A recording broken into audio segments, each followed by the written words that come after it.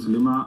كان اللي كبجان دبته wonderful إرجم ربي عليه الصلاة والسلام نما قرآني ربي تبوفمه بيفا كبجا بريدة الآن لا لما لغة of course بيفا كبجاتنا كانت دبتون كيس أوكي هركي علماني أيام كيادة تولا جارة قرآن لما فارج الكبي جبس كيسة كبجا مجال كبي harkic aalaadhaan ayyaana kana kabajaa oolaa jechuun kun dogoggora guddaa waan Google irraa argatteen nun burjaajeesin kuni Wikipedia takkamoo Google irraa wali funaante waan Google kijibeen atilleen gabbaate ayyaanni mawlidaa guutuu addunyaa ummata hedduu islaamaa biraa hedduu keessatti ni kabajama jechuun dogoggora guddaa nama islaamaa hedduun kan kabajneetu irra guddaadha kuni dogoggora irratti waliif hin dhiisnu adeero amma kuni xiinxala keenya keessa seente maal dalagaa gaazexeessaa osoo isinii dhiisnee jirru gara hojii keenyatti deebitan billaalee maal dalagannee haa jiran nuto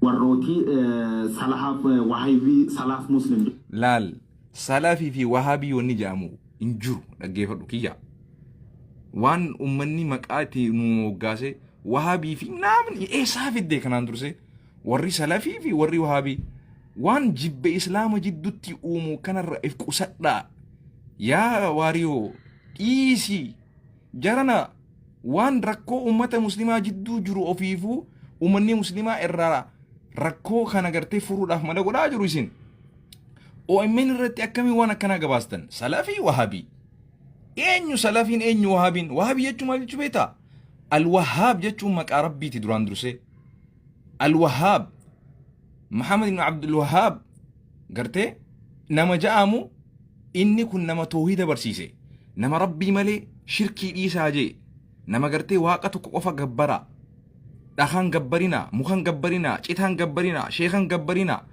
إلمناوان قبرنا نبيين قبرنا شيكين قبرنا كيسين قبرنا نما سان قبرنا سببا إني جيف وهابي جانين قرتي kanaaf waariyoo siin barsiisaa dhaggeeffadhu 101 kilaasii islaamic study tokko sii kennuu qaba jiran keessuma Saudi Arabia faqubatan ayyaan kan kabajanii bakka baay'eetti kabajama bakka muraasa garuu kabajamu bakka muraasa miti bakkuma hedduutti kabajamu bakkuma hedduutti kabajamu masgida addunyaa kana keessa jirurra masgida xiqqoo muraasa malee masgida hedduu keessatti kabajamu hedduu islaamni hin kabaju kana qajeelfachuu qabda Sheikh Google bira reete Sheikh Google waan dogoggora asitti himee waan Google irraa guurte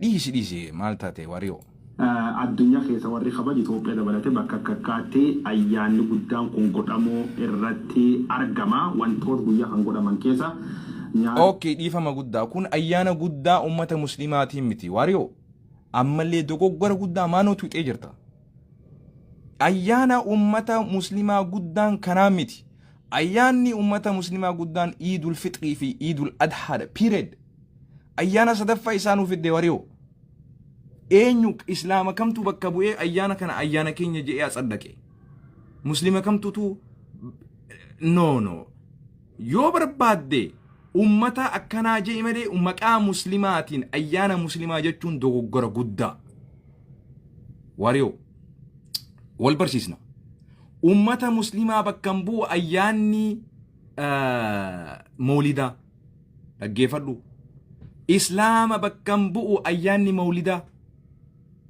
mee qur'aana keessaa guyyaa tokko bakka rasuulli rabbii ergamaan rabbii alayhi salaatu wasalaam itti ayyaana mawlidaa kabajee fi kabajadhaa rabbiin jee nuu fidi takka rasuularraa hadiisa jala deemnaami hadiisa rasuularraa gochaa fi jecha rasuularraa guyyaa tokko rasuulli ayyaana guyyaa dhaloota isaa bifa kunnu akka addunyaan arran tana kabajaa jirtu kabajee jechuu fidi kanaaf waariyoo you are like in a very sensitive issue waa hedduu jira wanni ati gabaasuu qabdu waariyoo maal taate gaazexeessaa keenya qabsoo irratti hundaa yoo dubbadhu malee dhiisi waan amantii kun maanoo situusisaa ligooree guddaa sineesisaa akkasuma OBN haa ta'u BBN haa ta'u OFN haa ta'u BBBC haa ta'u abbaa fedhe haa ta'u dogoggora isin dubbattan isinii sirreessuun dirqama keenya.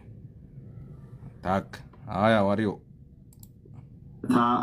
وان قبل ولينغاني إن صورته جرينيا نبي محمد الرت برنوتي إن كنما صلوات يخان كأنا ككن جيفمتي قرآن كراو دبرمو إملا بكتوك ربك براغور دبناتي بفكك كاتي نيان كبجمو ومت مسلمة الدنيا بجرات برد أيانو تا بكمان كا أمة مسلمة الدنيا رجرات برتي أيانا بكمان متواريو دوغو غرغودا مالو أبو بالله عليك أخي واريو مالتاتي أيانا بكمان آمتي كن واريو come on bro come on man this is not my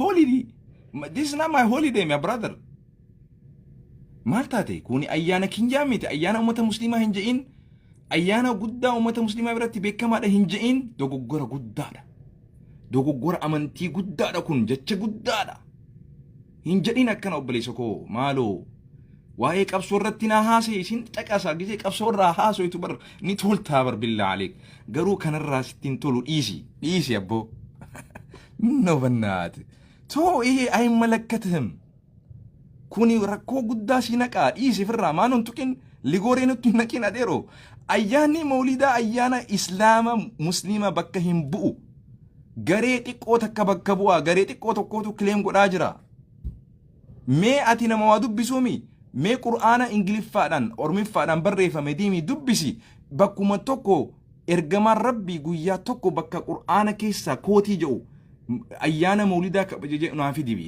wariyoo kanaaf waan ummanni sitti ati nama waa beeku nama dubbisu waan dhageessee hundan dubbatiin waan agartee hundan dubbatiin ragarratti hundaa'ee dubbadhu wanni kun waan seenaa qabeessa amantiidha akkasigaa haa itti fuufime hordoftoota daawwattoota keenya amantiin islaamaa ifaan bilisatti ayyaanuma fedheehu ayyaana lameen waggatti ummanni muslimaa kabaju asitti ayyaana biraa irraa hirmaatuun haraam period dhiisa mee shirkii fi maalii fi kana jechuu dhiisaa uume mee dhiisa haraam jechuun maal jechuu haraam jechuun dhoowwaa jechuudha amantii islaamaa keessatti haraam jechuun shirkii jechuun maal jechuu shirkii jechuun gabbartii rabbii gabbaruu keessatti rabbii asitti bakka rabbiin karaa nuuf hin godhinitti rabbii gabbaruu fi bakka rabbiin hin malleetti rabbiin gabbaramuu fi waan rabbiin uume gabbaruutu shirkii jedhama. Walii hagallu ibaadaa takka fakkeenyaaf rabbiin galatoonfadha jette rabbiin akka waan achi qofa jirutti bakka san dhaqanii bakka sanitti rabbiidhaaf galata galchuun hayyoonni islaamaa dhoowwaadha jedhan. Walii hagallu rabbiin subhaanahu wa ta'ala akka achitti qofatti rabbiin siif awwaatutti bakkuma san dhayite rabbi achitti galatoonfachuun dhoowwa. Walii hagallu rabbuma allaha isin masgida gabbattan san achittis galatoonfannaa yoo jette shari'aan islaamaa rabbii achitti galatoonfachuudhaaf karaa nuuf hin goone. Karaan nuti rabbii keenyatti galatoonfannu karaa rabbiin ittiin nu hayyame qofa akka amantii islaamaatti. Walii gallaami wanti rabbii subhaanahu wa ta'ala haali rabbi itti gabbarru haala rabbii keenya itti rabbiin nu gabbaraa nun jee malee haala rabbiin keenya itti na galatoonfadhaati nun jee malee haala namni tokko Oromoon haa ta'u Amaarri haa ta'u karaa islaama fedhu haa ta'u kiristaana haa ta'u waaqeffata haa ta'u bifa kanaan rabbii gabbarraati hootta akkana gabbarraa yoo je qur'aanaa fi hadiisa keessa karaan inni itti rabbii itti gabbaraa jedhu san yoo waliin madaallee wanni sun haraam ta'a ni dhoowwama. Haraam jechuun dhoowwamaadha. Kanaaf ayyaana irreecha irratti hirmaatuun haraami akka nama muslimaatti. Nuti ummata muslimaatti barsiifachaa jirra malee amantii waaqeffataa tuqaan jirru namoota wanni kun aadaa kiyyaa fi amantii kiyya jedhanii dhaqaa jiran suni isaan laalchisa. Namni muslimaa immoo aadaan isaatis amantiin isaatis hadiisaa fi qur'aana. Sirriitti dhaggeeffadhaa. Amantiin kiyyaas aadaan kiyyaas waan qur'aanaa fi hadiisa kiyyaa waliin faalleessine qofa. Kana dhaggeeffadhu. Aadaan kiyya qur'aanni kiyya waan aadaa kiyyaas qur'aana kiyyaas amantii kiyyaas eenyummaa kiyyaas kana beeki wanti qur'aanaa fi hadiisa rasuulaatiin alayhi salaatu wasallam faalleessu hundinuu waan ani dhoowwu irratti hirmaatu irraa dhoowwame. Okay. Ayyaana irreecha irratti akka nama muslimaatti dubartii fi dargaggeessi walitti makamuun dhoowwa. Okay. Akka islaamatti namni muslimaa dubartiinii fi dargaggeessi walitti makamuun harka wal tuquun iddoo san itti gartee dubartiin rifeensa qullaa deemuun dhiyeetti san keessatti hirmaatuun bakka akkasitti hirmaatuun dhoowwaadha. Osoo ayyaana barbaadellee ta'e jechuudha. Kana na hubadhu.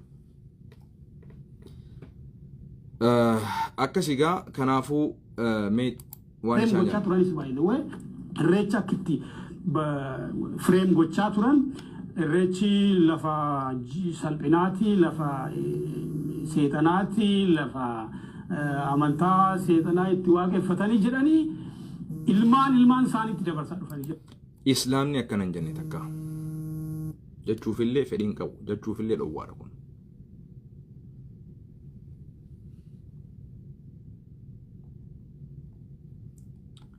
So akkanagaa kanaaf nuti gabaabsee dhaamsi OMN'if qabu viidiyoon kun asirraa buufamuu qaba. Amma dhiyoo tana namtichaan tokko ka maqaa Oromootiin Finfinnee keessa taa'ee Shaggar keessa taa'ee Rasuula Rabbii alayhi salaatu arrabse. OMN dhimma kanarraa hin dubbanne. Gaafa nabiyyiin keenya OMN irratti arraan dura arrafamu. OMN dhimma kana ajandaa godhatee dhiifama illee nun gaafanne. Irraa illee hin dubbanne. Arramoo maaltuutu argamee ayyaana tokko ol qabdanii ayyaana tokko qaqqabuu maal jechuudha? Maal jechuudha? Nuti bar akka uummata muslimaatti gaafa mootummaan phiphiidha ayyaana waaqeffataadha ayyaana irreechaa gaafa inni bar dura dhaabbatee ayyaana kanarratti dhiibbaa godhu bar mirgi amantii waaqeffatoota haa kabajamu. Ayyaanni nama amantii qabu ayyaanni isaa bifa isaa malutti namu haa kabajatu lakkisaa jennee mormaa turree bar ummata gartee amantii waaqeffataa hordofu kan Oromootiif.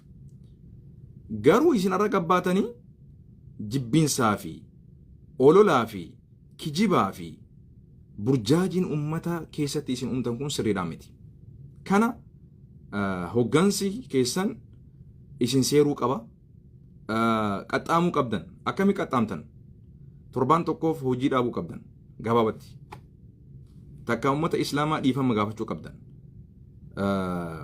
Waariyoon eenyu narra himi. Yoon Ingidaa Abrahaam ummata muslimaa dhiifama gaafachuu qabdan. Burjaajii guddaa ummata jidduutti uumtan. Rakkoo wanni isin dubbatan kun osoo miizaaname rakkoo guddaa. Hayyoota islaamaa illee maqaa xuroositan. Dogoggora guddaa dubbatan. Islaamni ayyaana irreechaa irreeffadhaa jechuudha fatwaa kennitan. Islaamni akkas amane jechuudha fatwaa kennitan. Amantii islaamaa bakka buutanii fatwaa nu gootan jechuu isin. Fatwaa godhuu hin dandeessan amantii islaamaa keessatti. Dalagaan teessan informu godhuudha. Barsiisoo osoo hin taane dalagaan keessan waan argame waan tahame ummata hubachiisuu, ummata dhageessisuu, ummata informu godhuudha. Abbichi isaaf waan isin informu gootan dhugaa fi kijiba adda laalatu isarra jirti. Waa'ee amantii islaamaa keessa seentanii immoo akka abbarsiisaa amantii islaamatti dubbatu haraamaa fi halaal keessa seenuun mirga amantiin isin kennitu miti, mirga oromummaan isin kennitu miti, mirga gaazexeessummaan isin kennitu miti. Kuni qabeenya keenya jennee OMN eeggachaa turre. An akka nama tokkotti ararra OMN gargaaruuf illee hin taa'u, birrillee dhaabbachuuf hin taa'u, anaa fi OMN arraan booda walillee hin beenu. Akka namni sadii jaartii sadiitti hiikutti an OMN hiikeetiin jira sadiittiin hiikee arraan tana. OMN akkanatti impose nurratti godhu yoo ta'e ajandaa barbaade. Gaafa nabiyyiin keenya arrafamu gabbahee akka nabiyyiin keenya alayhi salaatu wasallam hin arrafamneef hin dubbanne. Walii galaa miti. Amantii tokko ol qabdanii amantii tokko qaqqabuun kuni walqixxummaan isa jira. Keessaan isin gorsine keessaan isin dubbanne gubbaan immoo ammallee gabbaanee ifaan bilisatti arraan booda sumuuniin takka ummata muslimaatirraa OMN taseentu rabbii waliin akkasii wal si dhabsiistu beeki kan hubadhu